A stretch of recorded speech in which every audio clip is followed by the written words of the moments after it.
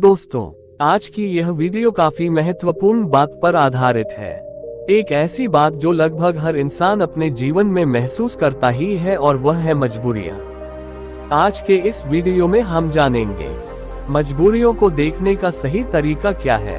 मजबूरियां जीवन का एक महत्वपूर्ण हिस्सा है और हमारे जीवन में अक्सर आती हैं। मजबूरी एक व्यक्ति के जीवन में ऐसी स्थिति को दर्शाती है जहां व्यक्ति कुछ करने में सीमित रह जाता है, अक्सर बिना अपनी इच्छा के, क्योंकि उनके पास कोई दूसरा विकल्प नहीं होता। ऐसी स्थिति में हम जो करना चाहते हैं, हम वह चाहकर भी नहीं कर पाते। यह एक ऐसी परिस्थिति होती है जहां पर व्यक्ति अपने मन के अनुसार चुनाव नहीं कर सकते और अपने हथियार डाल देते हैं। मजबूरी में हमें अक्सर वही करना पड़ता है जो हमारे सामने रखा गया हो, ना कि वह जो हम करना चाहते हैं। ये मजबूरियां हमारी आर्थिक, सामाजिक, पारिवारिक और व्यक्तिगत स्थितियों से जुड़ी होती हैं। कुछ लोग मजबूरियों से कोसों दूर भागते हैं और कुछ लोग उनका डटकर सामना करते हैं। मजबूरियों से निपटने के लिए नए तरीके ढूंढते हैं। तो आइए इस कहानी के माध्यम से जानते हैं कि कैसे हम अपने जीवन की एक मजबूरी को एक अवसर में बदल सकते हैं। ये कहानी एक व्यक्ति के बारे में है जो बहुत दुखी था। एक समय की बात है, एक छोटे से गांव में एक आदमी रहता था।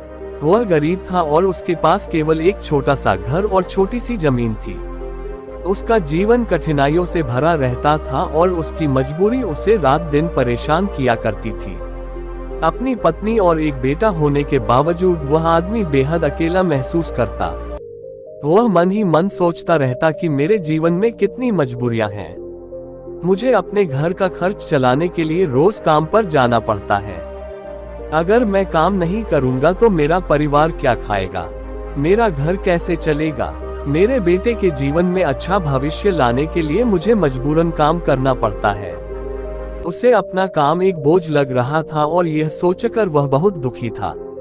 एक तरफ जहां लोग उसे गांव के तालाब पर मस्ती करने आते और अपने दोस्तों के साथ सुकून भरा वक्त गुजारने आते, वहीं इस आदमी को वहां मजबूरन मछलियां पकड़नी पड़ती ताकि उसके घर के खर्चों में खाने पर होने वाला खर्च कम हो सके और उसका परिवार ये तालाब से पकड़ी हुई मछलियां खा सके। वह आदमी मजबूर था और वह अपने परिवार को खुश देखना चाहता था, पर उसकी मजबूरियों ने उसके घर से सुख और शांति को खत्म ही कर दिया था।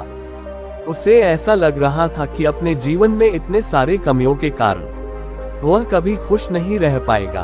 एक दिन इसी बात से परेशान होकर वह एक पेड़ के नीचे बैठकर रो रहा था। तभी एक साधु उसकी ओर आ रहा था।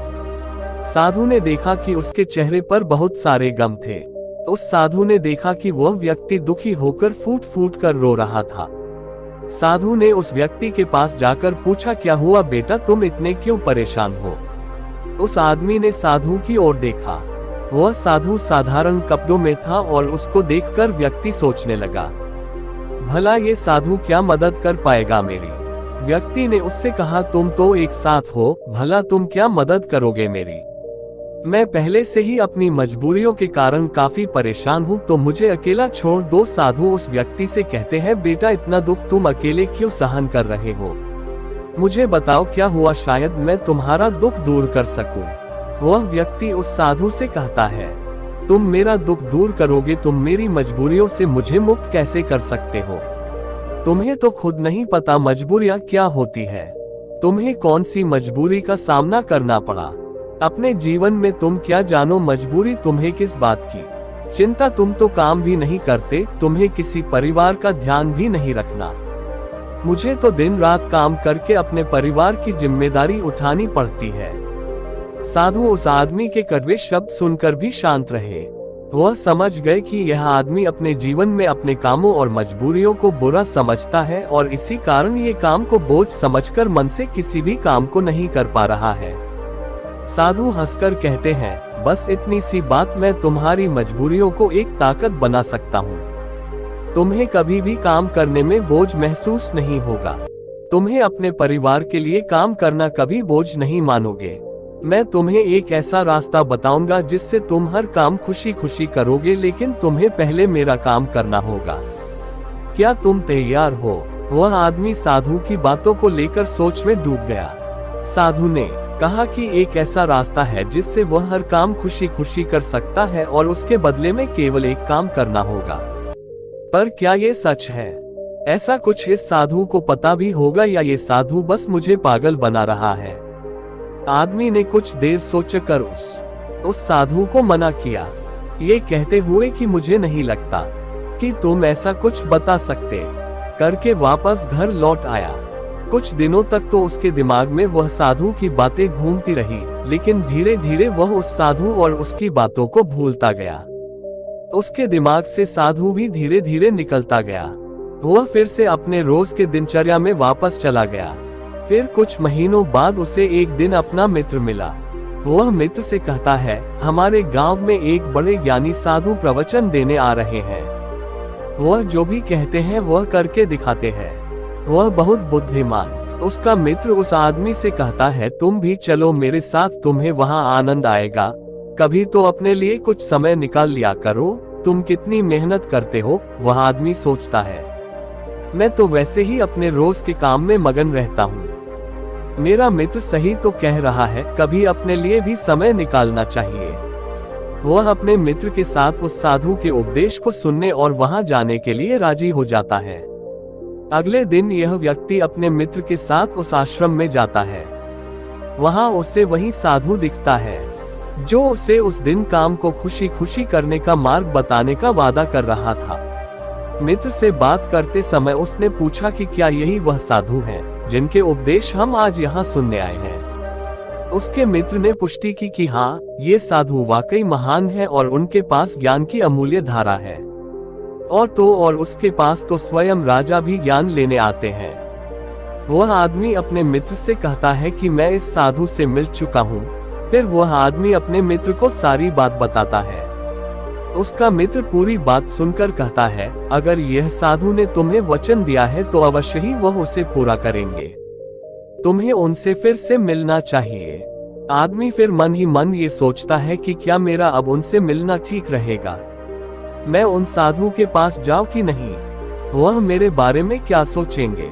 परंतु अब उसके मन में यह विश्वास था कि वह साधु उस दिन उससे पागल नहीं बना रहे थे, और अगर थोड़ी सी भी उम्मीद है कि मैं एक ऐसा रास्ता जान जाऊंगा जिससे मुझे कोई भी मजबूरी, कोई भी पीड़ा छोटी लगने लगेगी और मैं उस काम को खुशी खुशी करूंगा, तो यह मुझे जानना ही है। फिर भले ही मुझे उन साधु के सामने शर्मिंदा ही क्यों न होना पड़े, चाहे कुछ भी हो, मैं इस मौके को अपने हाथ से जाने नहीं दूंगा। यही सोचकर वह आदमी उन साधु से मिलने का निश्चय करता है। उपदेश समाप्त होते होते शाम हो चुकी थी। जैसे ही वह उपदेश समाप्त हुए, सब लोग आश्रम से बाहर जाने लगे। वह आदमी उस साधु के पास जाता है। वह आदमी कहता है, गुरु, क्या आपको याद है मैं आपको मिल चुका हूँ, मुझे माफ करना। मैंने आपको उस दिन काफी भला बुरा कहा और मैं उस वजह से बहुत शर्मिंदा भी हूँ। मुझे अब बहुत पछतावा हो रहा है, परंतु क्या आप मुझे वह मार्ग बता सकते हो जिससे मैं खुशी खुशी काम करूं? मैं आपका कोई भी काम करने के लिए तैयार हूं। साधु हंसते हुए कहते हैं, हाँ, मुझे याद है, तुम वही आदमी हो जो उस दिन दुखी हालात में मुझे मिला था।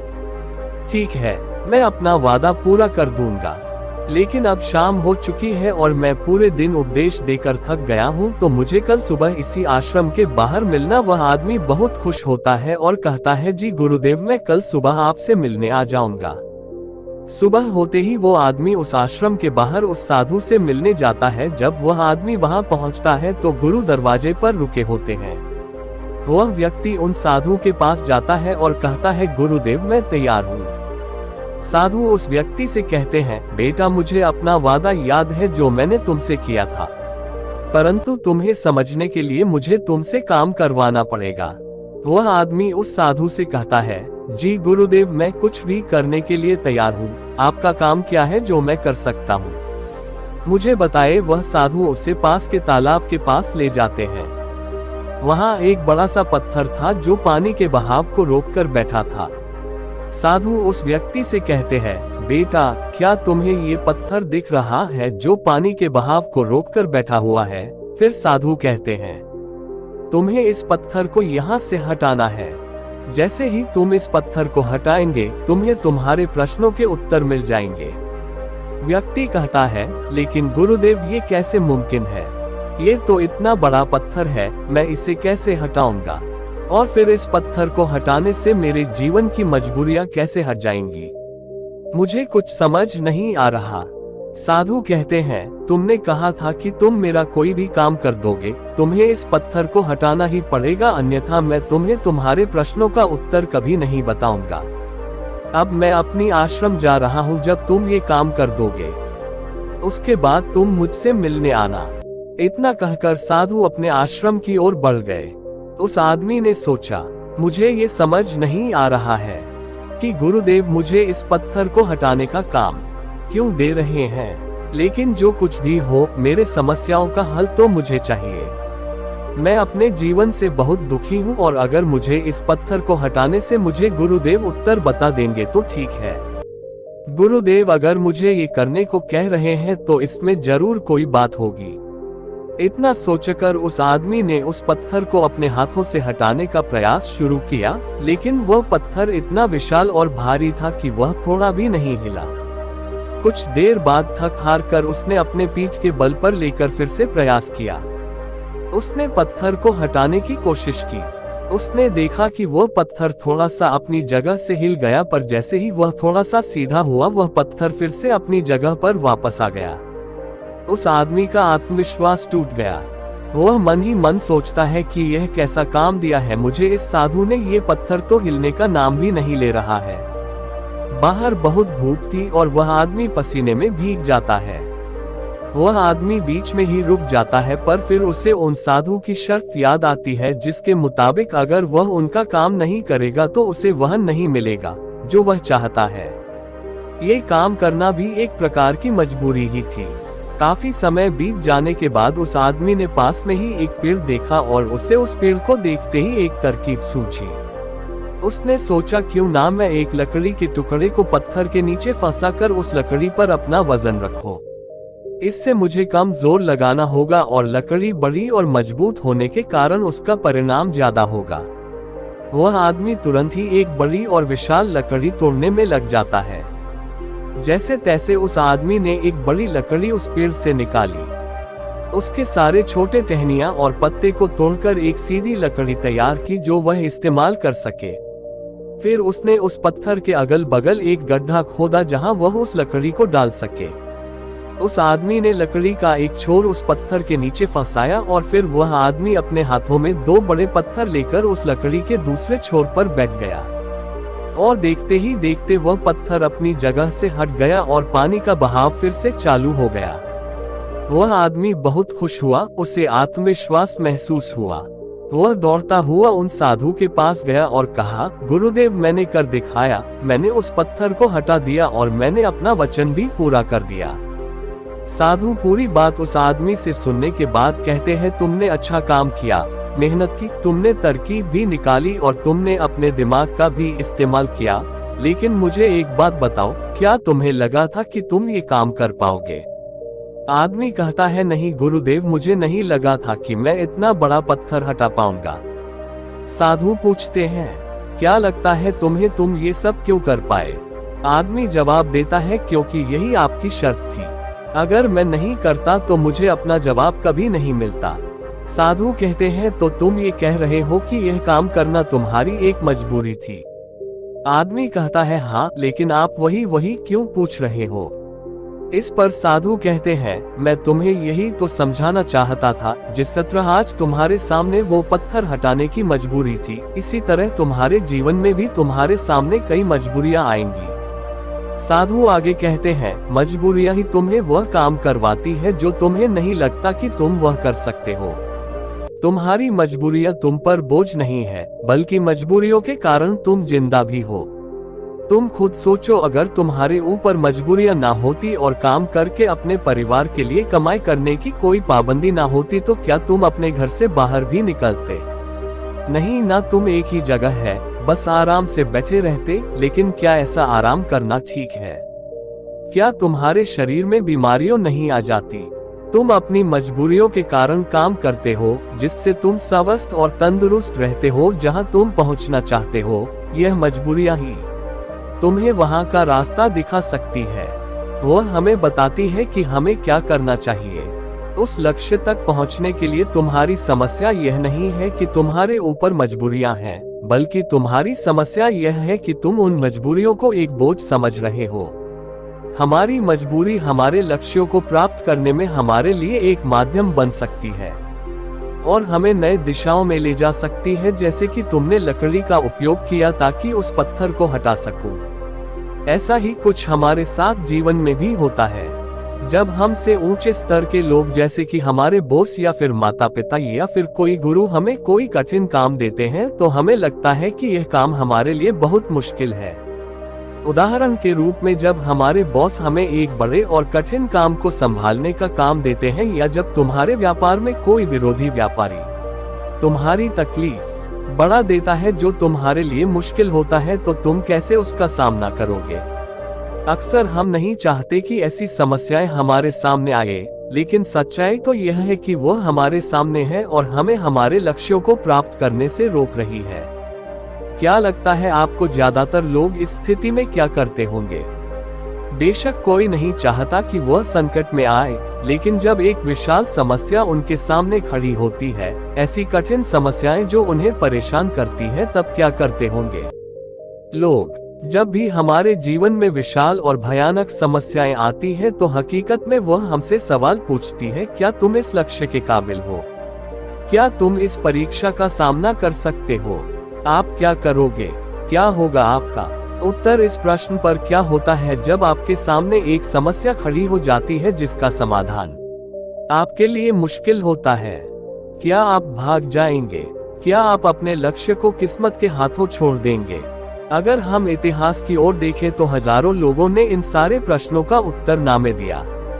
उन्होंने अपने हथियार डाल दिए, अपने लक्ष्य को छोड़ दिया, सिर्फ इसलिए क्योंकि उनके सामने एक बड़ी समस्या आ गई थी। ऐसा हम आज के युग में भी करते हैं। हम हार मान लेते हैं। हम अपने उच्च स्तर के लोगों को पागल तक कह देते हैं कि क्या सोचकर मुझे ये काम सौंपा गया, ये काम तो किसी से भी नहीं होने वाला। या फिर हम अपने लक्ष्य को त्याग देते हैं, ये कहकर कि शायद ये लक्ष्य मेरे भाग्य में ही नहीं है। लेकिन इतिहास के कुछ लोगों ने इस प्रश्न का उत्तर हमें दिया। वे डटकर खड़े हुए और समस्या की आंखों में देखकर उसका समाधान निकाला। वह कुछ बड़ा कर पाए उसी समस्या के कारण, और सच कहूं तो वह महान व्यक्ति आज उस मुकाम पर कभी नहीं पहुंच पाते। अगर उनके सामने समस्या नहीं आई होती तो उनकी समस्याओं ने उन्हें बड़ा बनाया, उन्हें मजबूर किया नए रास्ते ढूंढने में, कोई ऐसा रास्ता जो आज तक किसी ने नहीं सोचा था। बड़े और महान लोग भी अक्सर अपनी समस्याओं से जूझते हैं और उन्हें पार करने के लिए नए रास्ते ढूंढते। समस्याएं हमें मुश्किल में डालती हैं और हमें मजबूर करती है। नए रास्तों की तलाश करने में यही तरीका है जिससे हम अपने लक्ष्यों को हासिल कर सकते हैं और अपने जीवन को सफल बना सकते हैं। और यही सही तरीका है हमारी मजबूरियों को देखने का। जब तुम्हारी नजर अपने लक्ष्य पर होगी तो तुम्हें अपनी समस्याएं छोटी लगने लगेगी। इसीलिए मजबूरियां अच्छी होती है। तो अगली बार जब तुम किसी मजबूरी में खुद को पाओ तो खुश हो जाना, क्योंकि ये एक मौका है तुम्हें अपने आप को साबित करने का और उसी दौरान वह बनने का जो तुम पहले कभी नहीं थे। दोस्तों, आपने आज के इस वीडियो से क्या सीखा, मुझे आप कमेंट में बता सकते हैं। इसी के साथ मैं उम्मीद है कि आपको आज की वीडियो पसंद आई होगी। इस वीडियो को उस इंसान को शेयर करें जिससे इसकी सख्त जरूरत है, और उसी के ठीक बाद चैनल को सब्सक्राइब करें।